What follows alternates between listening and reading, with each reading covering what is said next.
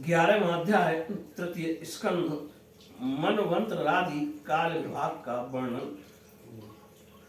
श्री मैत्री जी कहते हैं, विदुर जी, पृथ्वी आदि कार्य वर्ग का जो सूक्ष्मतम अंश है, जिसका और विभाग नहीं हो सकता, तथा जो कार्य रूप को प्राप्त नहीं हुआ है, जिसका अन्य परमाणुओं के साथ संयोग भी नहीं हुआ है, उसे परमाणु कहते हैं। इन अनेक परमाणुओं के परस्पर मिलने से ही मनुष्यों को भ्रमवश उनके समुदाय रूप एक अव्ययी की प्रतीति होती है।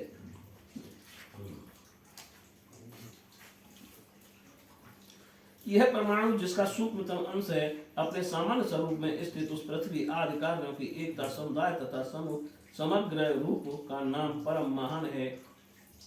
इस समय उनमें न तो प्रलय आदि अवस्था भेद की स्फूर्ति होती है, न नवीन प्राचीन आदि काल भेद का भान होता है, और न घट पटादि वस्तु भेद की ही कल्पना होती है।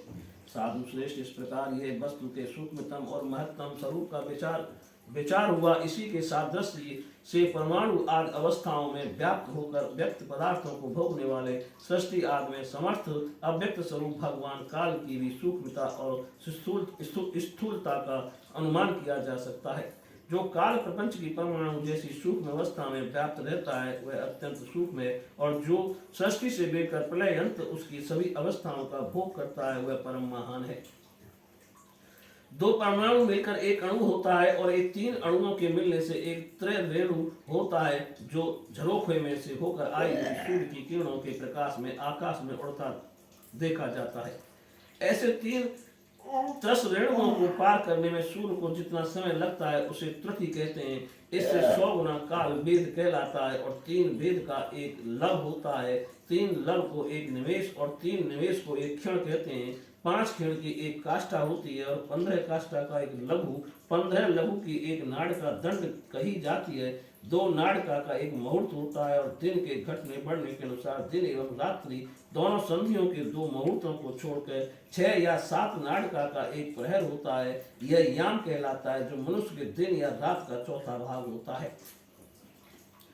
6 पल तांबे का एक ऐसा बर्तन बनाया जाए जिसमें एक प्रस्थ जल आ सके, और 4 माह से सोने की 4 अंगुल लंबी सलाई बनवाकर उसके द्वारा उस बर्तन के पैंदे में छेद करके उसे जल में छोड़ दिया जाए। जितने समय में एक प्रस्थ जल उस बर्तन में भर जाए, वह बर्तन जल में डूब जाए, उतने समय को एक नाड़का कहते हैं। विदुर जी, 4 प्रकार के मनुष्य दिन और रात होते हैं, और 15 दिन रात का एक पक्ष होता है, जो शुक्ल और कृष्ण भेद से 2 प्रकार का माना गया है। इन दोनों पक्षों को मिलाकर एक मास होता है, जो पितरों का एक दिन रात है। 2 मास का एक ऋतु और 6 मास का एक अयन होता है। अयन दक्षिणायन और उत्तरायण भेद से 2 प्रकार का है। ये दोनों अयन मिलकर देवताओं के एक दिन रात होते हैं, तथा मनुष्य लोक में ये वर्ष या 12 मास कहे जाते हैं। ऐसे 100 वर्ष की मनुष्य की परम आयु बताई गई है। चंद्रमा आदि ग्रह, अश्विनी आदि नक्षत्र और समस्त तारा मंडल के अधिष्ठाता काल स्वरूप भगवान सूर्य परमाणु से लेकर संवत्सर पर्यंत काल में 12 राशि रूप संपूर्ण भुवनेश कोश की निरंतर परिक्रमा किया करते हैं। सूर्य, बृहस्पति, सवन, चंद्रमा और नक्षत्र संबंधी महीनों के भेद से यह वर्ष ही संवत्सर, परिवत्सर, इडावत्सर, अनुवत्सर और वत्सर कहा जाता है। विदुर जी, इन 5 प्रकार के वर्षों की प्रवृत्ति करने वाले भगवान सूर्य की तुम उपहार आदि समर्पित करके पूजा करो। ये सूर्यदेव पंचभूतों में से तेज स्वरूप हैं, और अपनी काल शक्ति से बीजादि पदार्थों की अंकुर उत्पन्न करने की शक्ति को अनेक प्रकार से कार्योन्मुख करते हैं। ये पुरुषों की मोह निवृत्ति के लिए उनकी आयु का क्षय करते हुए आकाश में विचरते रहते हैं, तथा ये ही सकाम पुरुषों को यज्ञादि कर्मों से प्राप्त होने वाले स्वर्ग आदि मंगलमय फलों का विस्तार करते हैं। विदुर जी ने कहा, मुनिवर, आपने देवता, पितर और मनुष्यों की परमायु का वर्णन तो किया। अब जो सनकादि ज्ञानी मुनिजन त्रिलोकी से बाहर कल्प से भी अधिक काल तक रहने वाले हैं, उनकी भी आयु का वर्णन कीजिए। आप भगवान काल की गति भली भांति जानते हैं, क्योंकि ज्ञानी लोग अपनी योग सिद्धि दिव्य दृष्टि से सारे संसार को देख लेते हैं। मैत्रेय जी ने कहा, विदुर जी, सत्य युग, त्रेता, द्वापर और कलि, ये 4 युग अपनी संध्या और संध्यासों के सहित देवताओं के 12 सहस्त्र वर्ष तक रहते हैं।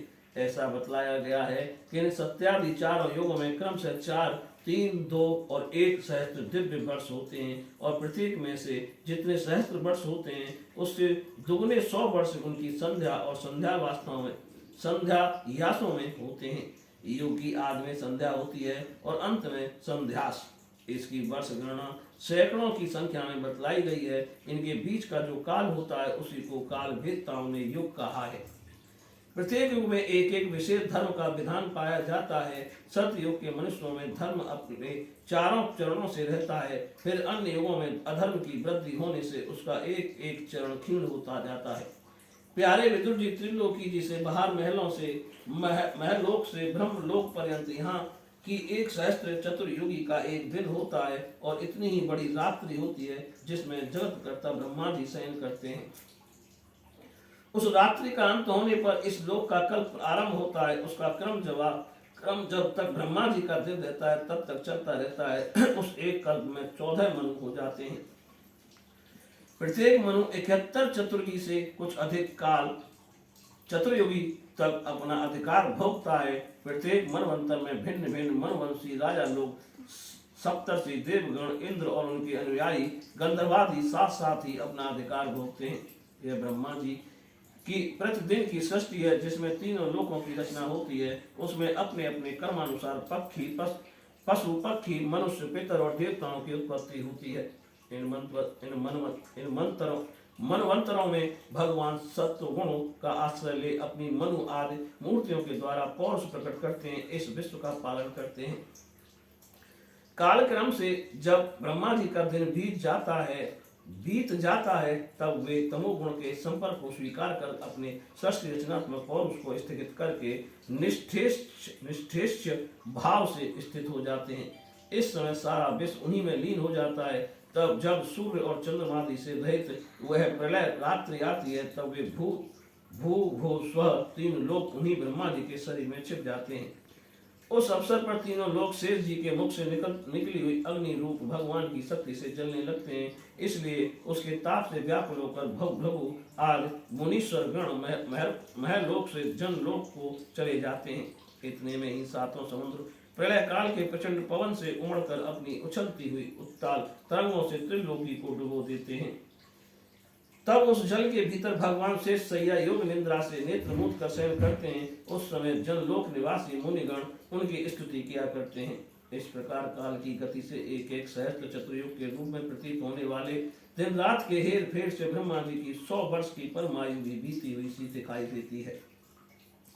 ब्रह्मा जी की आयु के आधे भाग को परार्ध कहते हैं। जब तक पहला परार्ध तो बीत चुका है, दूसरा चल रहा है। पूर्व पदार्थ के आरंभ में ब्रह्मा नामक महान कल्प हुआ था, उसमें ब्रह्मा जी की उत्पत्ति हुई थी। पंडित जन इन्हें शब्द ब्रह्म कहते हैं।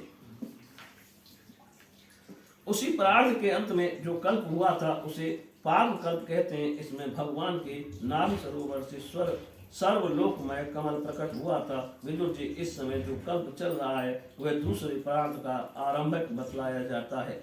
वह 12 कल्प नाम से विख्यात है। इसमें भगवान ने सुगर रूप धारण किया था। यह 2 परार्ध का काल अव्यक्त अनंत अनादि विश्वात्मा श्री हरि का एक निवेश माना जाता है। यह परमाणुओं से लेकर द्विपरायण पर्यंत फैला हुआ काल सर्वसमर्थ होने पर भी सर्वात्मा श्री हरि किसी प्रकार की प्रभुता नहीं रखता। यह तो देहादि में अभिमान रखने वाले जीवों का ही शासन करने में समर्थ है। प्रकृति, महतत्व, अहंकार और पंच तंत्र मात्र इन 8 प्रकृतियों के सहित 10 इंद्रियां, मन और पंचभूत इन 16 विकारों में मिलकर बना हुआ ये ब्रह्मांड कोश भीतर से 50 करोड़ योजन विस्तार वाला है तथा इसके बाहर चारों ओर उत्तरोत्तर 10-10 गुने 7 आवरण हैं। उन सब के सहित ये जिसमें परमाणु के समान पड़ा हुआ दिखता है और जिसमें ऐसी करोड़ों ब्रह्मांड राशियां हैं, वह इन प्रधानादि समस्त कारणों का कारण अक्षर ब्रह्म कहलाता है। और यही पुराण पुरुष परमात्मा श्री विष्णु भगवान का श्रेष्ठ धाम स्वरूप है। बोलिए श्री कृष्ण भगवान की जय।